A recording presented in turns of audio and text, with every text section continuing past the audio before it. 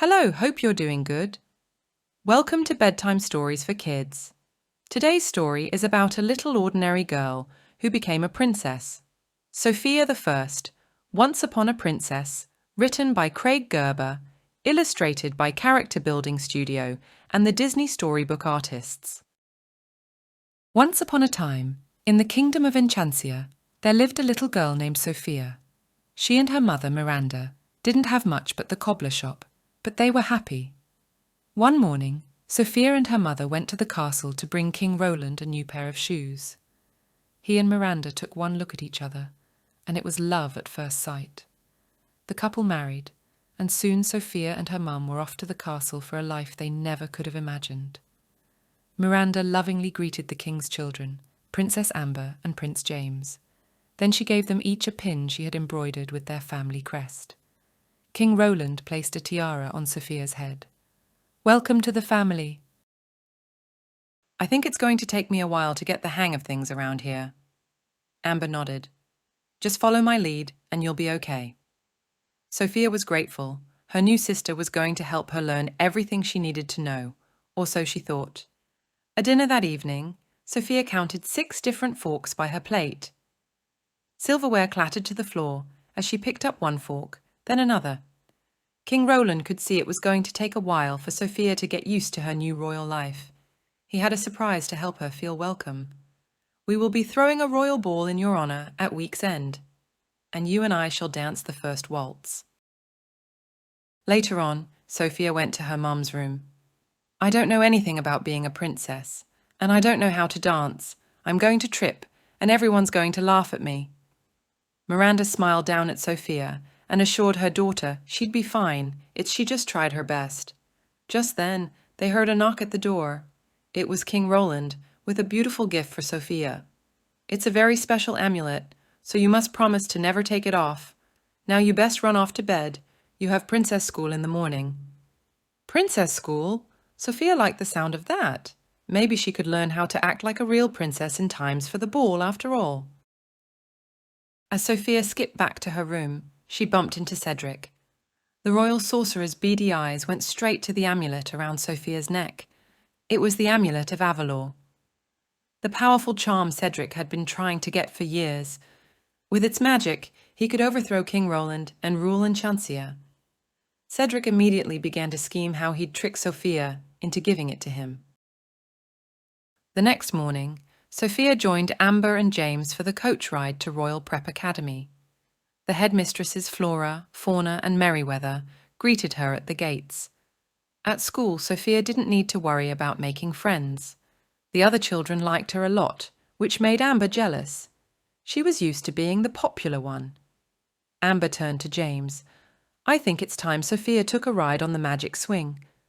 So James led Sofia to the swing. "Try it. You don't have to kick, it swings itself." Sofia climbed onto the swing. She was enjoying the ride until the swing sped up and sent her flying into the fountain. Sofia put on a brave smile while the other kids laughed, but James could tell she was upset. He felt terrible about tricking his new sister. Sofia hurried off to dry her dress. As she tried to hold back her tears, she heard frantic chirping coming from the woods. A baby bird had fallen out of its nest. She gently placed the tiny thing next to its mother. As she did, the amulet around her neck began to glow. "There you go, just the two of you, the way it should be." When Sofia said goodbye to her new friends and turned to leave, she thought she heard a tiny squeaky voice say, "Thank you." But she must have been hearing things. Birds didn't talk. When Sofia arrived home from her awful day at school, Cedric was waiting. "How would you like a private tour of my lair? I mean workshop. Not even the king himself has seen it." In Cedric's workshop, Sofia saw a picture of the amulet of Avalor. "That looks just like my amulet." "But if you had the amulet of Avalor, you'd know, for it contains powerful magic. I can take a quick look at it." Sofia shook her head. "I promised never to take it off." As soon as Cedric saw his plan wasn't working, he rushed her out the door. This was going to be tougher than he thought. The next morning, Sofia awoke to find Clover, a rabbit, and his bird friends Robin and Mia on her bed. They had come to help her get ready, and Sophia could understand every word they were saying. Then she remembered something. I helped a baby bird yesterday, and I think Amulet gave me the power to talk to animals. After breakfast with her new friends, Sophia left for Royal Prep. She hoped her second day would be better. Sophia tried hard in all her classes, but she went home feeling discouraged again. I thought being a princess would be easy, but it's really hard. Miranda had a surprise. She led Sophia to the patio, where her two best friends were waiting at a fancy table set for tea. Sophia was so glad to see them. Jade, Ruby. James joined the party too. He still felt bad about tricking Sophia and wanted to make it up to her. Soon Sophia was curtsying and pouring tea like a proper princess, but she told James she still didn't know how to dance. No problem. We have dance class with Professor Popoff tomorrow. You'll be dancing circles around all of us. Amber had been watching everyone have fun with her. Now she was even more jealous of her stepsister. She had to make sure Sophia didn't dance better than she did. The next day, before dance class, Amber gave Sophia a sparkling pair of dance slippers to wear. Sophia put on the slippers, which immediately took control of her feet. She spun helplessly across the floor until the music ended and she collapsed into a pile of pillows. Amber shrugged. I must have grabbed a pair of Cedric's trick shoes by mistake. Sorry about that.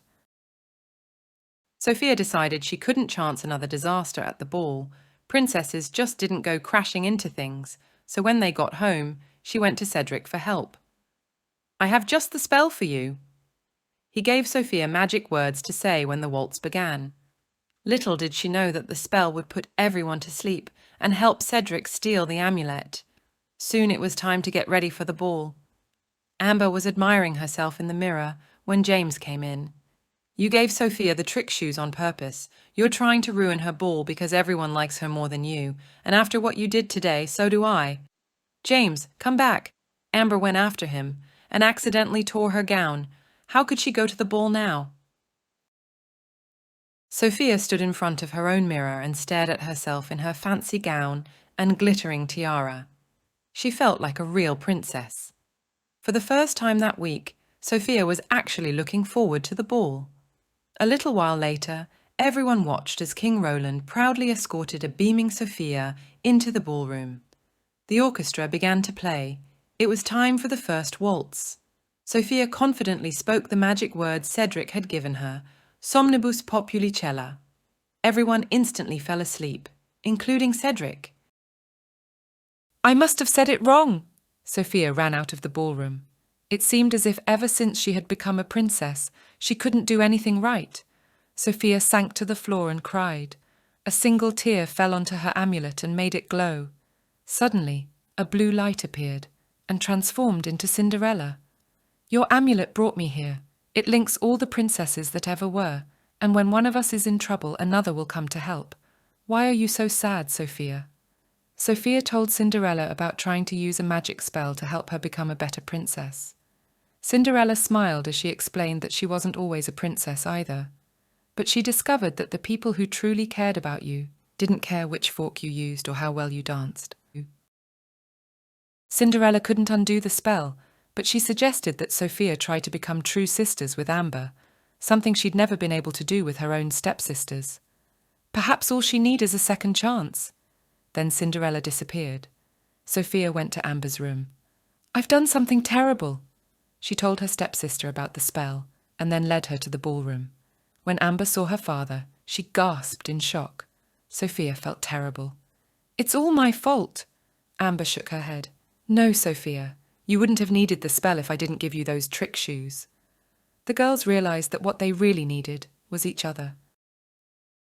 Together they went to Cedric's workshop to find a spell to wake everyone up, but they had to get past Cedric's pet raven. Wormwood first, Clovermere and Robin helped, and soon the raven was locked in his cage. Let's find that counterspell. Wormwood didn't realize that with her amulet, Sophia could understand every word he said.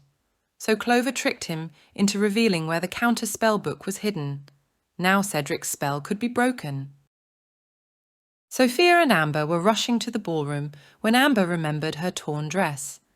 I can't go in there looking like this. But Sophia wasn't about to leave her sister behind. She quickly mended the gown. There you go, good as new. Now it was Amber's turn to help. She led her sister in a waltz until Sophia was ready for the ball. Sophia smiled as she took her place beside the king. Popoli cella excitate. To her relief, everyone woke up. Cedric was furious that his plan had been ruined. He flicked his wand and disappeared in a puff of smoke. Merlin's mushrooms! Meanwhile, Sophia and the king began to waltz. Sophia looked up at her new dad. I've been wondering, why do they call you Roland II? The king explained to Sophia that his father had also been named Roland. So I guess that makes me Sofia the First. And it was plain to see that this princess was going to live happily ever after. The end. If you like our videos, please like, share and subscribe. Thanks for watching. Good night.